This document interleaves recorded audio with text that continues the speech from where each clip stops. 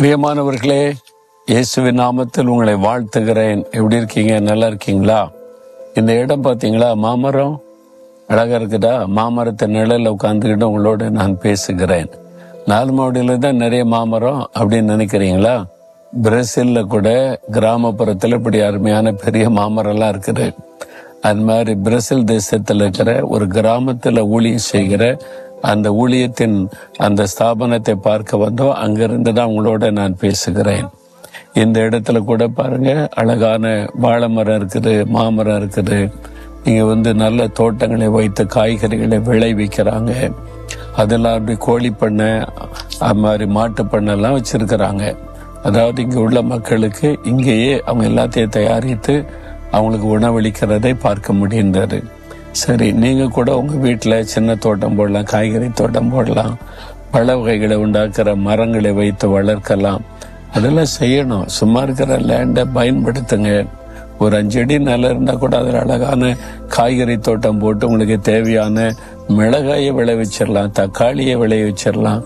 நீங்க மிச்சம் பிடிக்கலாம்ல. அதனால ஒரு வருமானத்தை உண்டாக்கி இது மாதிரிலாம் நம்ம செய்யணும். சரி, இந்த நாள் ஆண்டவர் எனக்கு என்ன வசனம் சொல்றான்னு கேட்குறீங்களா? மத்தேயு 10:31 இயேசு சொல்லுகிறார், பயப்படாதிருங்கள், அநேகம் அடைக்கலான் குருவிகளை பார்க்கிலும் நீங்கள் விசேஷித்தவளா இருக்கிறீங்க.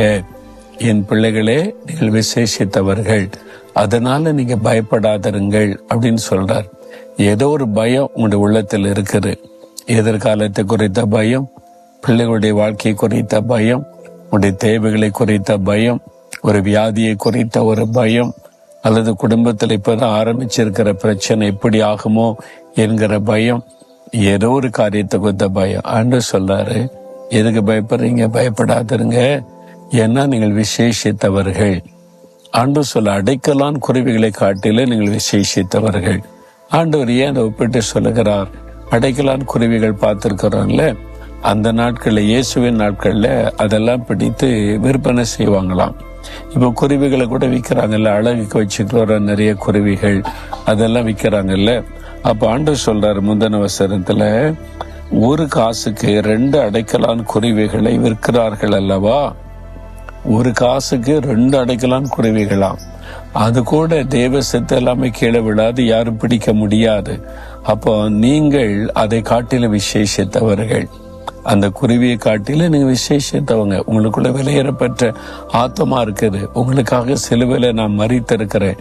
பிறகு எதுக்கு நீங்க பயப்படணும் என்பதாக தாண்ட சொல்றார். அப்போ தேவன் நம்ம எப்படி பார்க்கிறார்? விசேஷமானவர்களாய். ஒரு மிருகம், பறவை அப்படி அல்ல. சிலர் சொல்லுவாங்க, அடுத்த பிறவில நான் மாடை பரப்பணும், நாயை பரப்பணும், கோழியை பரப்பணும் என்பதாய். அப்படிலாம் ஒரு பிறப்பு கிடையாது. மனுஷன் அவங்க தான் சிருஷ்டிப்பிலே சிகரம். மனிதனுக்குள்ளதான் ஆத்மா இருக்கு, மிருகத்துக்கு ஆத்மா எல்லாம் கிடையாது. அதனால மனுஷன் இன்னொரு மிருகமாவோ பறவையோ பறக்க போறதெல்லாம் இல்லை. அது சில தவறான நம்பிக்கைகள் பரவி விட்டாரு. ஒரே ஒரு வாழ்க்கை தான். அப்புறம் மரிச்ச பிறகு தேவ சமூகத்துக்கு போகணும், அல்லது பாதாளத்துக்கு, நரகத்தின் அக்கனி. இதுதான் வேத சொல்லுகிறாரு. ஆனா இந்த உலகத்துல பிறந்த நீங்க ஆண்டவுடைய சாயல்ல சிருஷ்டிக்கப்பட்டவங்க. உங்களுக்குள்ள விலையேறப்பட்ட ஆத்மா இருக்கு. அதனால நீங்க விசேஷமானவர்கள். தேவன் நம்மை விசேஷமானவர்களாய் பார்க்கிறார். அதனாலதான் நீங்க வருத்தப்படும் போது, துக்கப்படும் போது, நீங்க பயப்படும் போது ஆண்டவருங்க மேல கரிசனையோட எதுக்கு பயப்படுகிற? பயப்படாதே, நான் உனக்கு இருக்கிறேன் என்பதா போல ஆண்டவர் பேசுகிறார். இன்னைக்கு ஏதோ ஒரு காரியத்துக்கு பயந்துகிட்டு இருக்கீங்கல்ல, குருவி சத்தம் கேட்குதா? எல்லா இடத்துல இருக்குது, எல்லா நாட்டிலையுமே குருவிகள். அதை குறித்து கூட தேவன் அக்கறையா இருக்கும் போது உங்க மேல எவ்வளவு அக்கறையா இருப்பார். பிறகு எதுக்கு பயப்படுறீங்க? அவர் பார்த்துக்குவாரு, எல்லாம் நன்மையா நடக்கும்.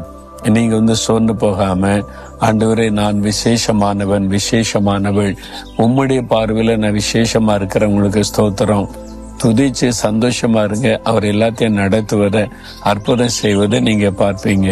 அதனால இன்றைக்கு சொல்றீங்களா ஆண்டவரை பார்த்து, ஆண்டவரை சிருஷ்டிப்புக்கெல்லாம் சிகரமாய் விசேஷமானவனாய் உம்முடைய சாயலை என்னை உண்டாக்கினீங்களே, உங்களுக்கு ஸ்தோத்திரம், என் மேல இவ்வளவு அக்கறையா இருக்கிறீங்களே, உங்களுக்கு ஸ்தோத்திரம்.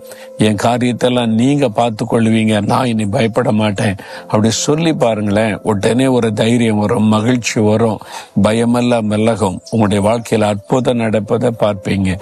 சொல்றீங்களா? ஆண்டவரை பார்த்து, ஆண்டவரே என்னை விசேஷமானவனாய் நீர் உருவாக்கி இருக்கிறீர், அதற்காய் ஸ்தோத்திரம். உம்முடைய சாயல்ல என்னை சிருஷ்டித்தீர், ஸ்தோத்திரம். எனக்குள்ளே விலையேறப்பட்ட ஆத்மாவை வைத்திருக்கிற ஸ்தோத்திரம். அந்த ஆத்மாவை ரட்சித்தமுடைய பிள்ளையாக்கினீர், ஸ்தோத்திரம். நான் விசேஷமானவன், விசேஷமானவள். என்னை எதை குறித்து பயப்பட மாட்டேன். நீங்க பார்த்து கொள்வீங்க, நீங்க அற்புதம் செய்வீங்க. இன்றைக்கு இப்போ என் வாழ்க்கையில் ஒரு அற்புதம் நடக்கும். நான் அதை விசுவாசிக்கிறேன், அற்புதத்தை எதிர்பார்க்கிறேன். இயேசு கிறிஸ்துவின் நாமத்தில் ஆமேன், ஆமேன்.